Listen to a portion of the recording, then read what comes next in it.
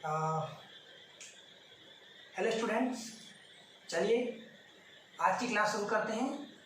जैसे कि हम शीत युद्ध का दौर पढ़ रहे हैं, आज तीसरी क्लास है और शीत युद्ध के दौर में कुछ टॉपिक्स आगे हमको पढ़ने हैं।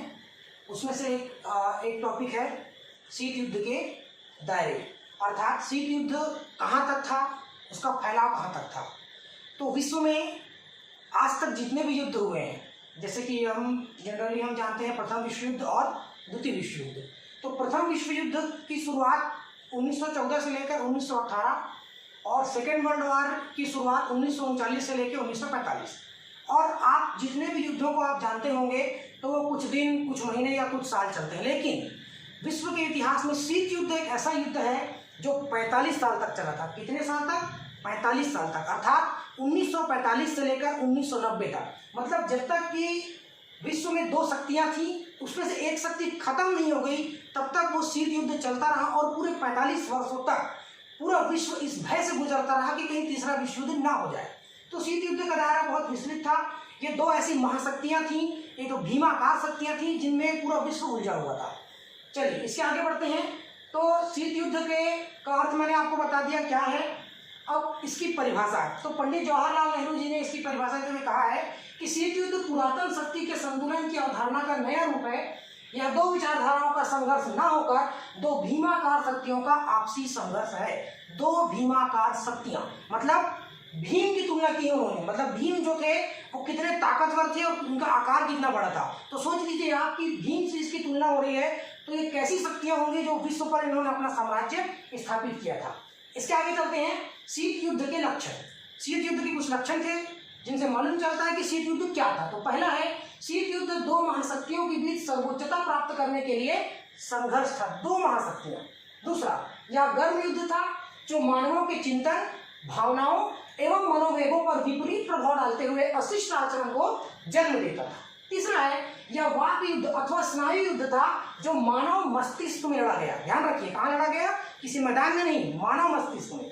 उसके आगे, यह युद्ध परंपरागत शस्त्रों से नहीं अपितु कागज के गोलों, पत्र पत्रिकाओं व अन्य प्रचार के साधनों से छोड़े गए बाणों से लड़ा गया। उसके बाद है, यह द्वितीय विश्व युद्ध से प्राप्त लाभों के विस्तार के लिए दो महाशक्तियों के मध्य जारी अयुद्ध था। तो ये इसके लक्षण थे। अब हम पढ़ेंगे शीत युद्ध के कारण। किन कारणों से ये भयानक युद्ध हुआ? तो पहला है विचारधाराओं का संघर्ष। विचारधाराएं मतलब विश्व में दो ऐसी शक्तियां, दो ऐसी विचारधाराएं जो अलग थी। एक विचारधारा थी उदारवादी लोकतंत्र और दूसरी विचारधारा थी साम्यवादी विचारधारा। तो इन दो विचारधाराओं के अलग होने के कारण ही शीत युद्ध जो है विश्व में खड़ा हुआ।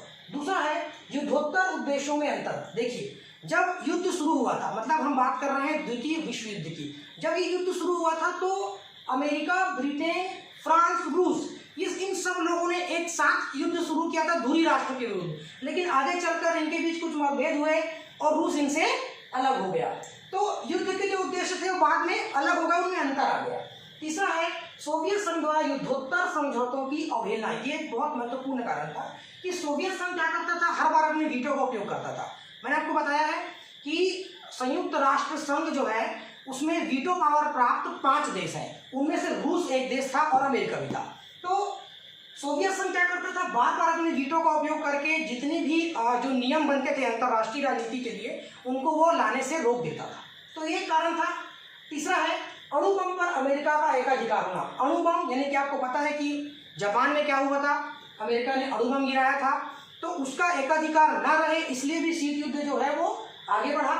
तीसरा है पांचवा है पश्चिम की सोवियत विरोधी नीति। मतलब पश्चिम के वो देश जैसे कि ब्रिटेन, अमेरिका और फ्रांस, इनका क्या उद्देश्य था कि हम सोवियत संघ को आगे ना बढ़ने दें, उसका हमेशा विरोध करें। इसलिए चर्चिल ने 1946 में फुलटन में क्या कहा था? फुलटन ने कहा था कि हमें अपने धर्म की रक्षा करना है। विश्व का सबसे बड़ा धर्म है ईसाई धर्म, मतलब उसकी जोत को हमको जला के रखना है। इसके लिए क्या करना पड़ेगा?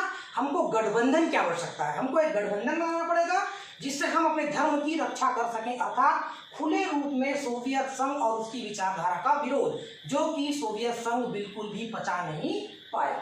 अगला है बर्लिन की नाकेबंदी। बर्लिन की नाकाबंदी एक महत्वपूर्ण कारण था। बर्लिन जर्मनी की राजधानी है। सन 1948 में सोवियत संघ ने क्या किया, बर्लिन में कब्जा कर लिया। जबकि लंदन प्रोटोकॉल के अनुसार ब्रिटेन और सोवियत संघ के बीच एक समझौता हुआ था जून 1948 में, जिसे कहते हैं लंदन प्रोटोकॉल। इसके अनुसार क्या था कि बर्लिन में रूस और ब्रिटेन दोनों कब्जा था, किंतु सोवियत रूस ने क्या किया कि अकेले जाकर बर्लिन को चारों तरफ से घेर लिया। तो इससे भी बहुत कुछ समस्याएं उत्पन्न हुई और बाद में 1949 में सुरक्षा परिषद के बीच में आ जाने के कारण रूस को उससे अलग होना पड़ा और उसकी नाकेबंदी तोड़नी पड़ी। अगला है अमेरिका द्वारा लैंड लीज सहायता बंद किया जाना। तो द्वितीय विश्व युद्ध के पहले कुछ जमीन थी जो सोवियत रूस ने अमेरिका को लीज के तौर पर दी थी, अर्थात किराए पर दी थी। उसके बदले में वो कुछ पैसे अमेरिका से लेता था। अचानक क्या हुआ, द्वितीय विश्व युद्ध के बाद ट्रूमैन आए और उन्होंने क्या किया, इस इनकम को बंद कर दिया। अर्थात इस लीज के द्वारा जो पैसा सोवियत रूस को मिलता था उन्होंने अचानक उसको बंद कर दिया। तो ये भी एक महत्वपूर्ण कारण था शीत युद्ध के जन्म का।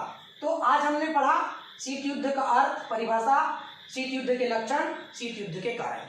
बाकी डिटेल बुक में है, आप आगे पढ़िए, घर में रहिए, सुरक्षित रहिए, सेफ रहिए। बाय।